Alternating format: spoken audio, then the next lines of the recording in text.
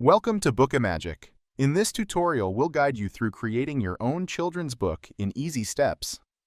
First, go to bookimagic.com. Click on Start Free or sign in if you already have an account. First, let's decide who your book is for. On your screen, you'll see different age groups. Click on the one that matches your reader's age category. Now, let's pick your story's theme. You'll see different story types on your screen. Choose the one you like best.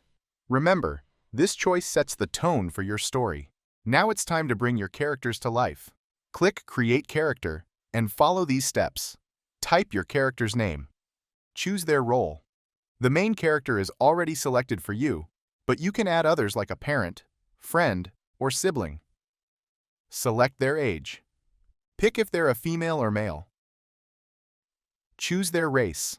You can create up to 5 characters, 1 main character and 4 others. Remember, once you move to the next step, you can't change these choices.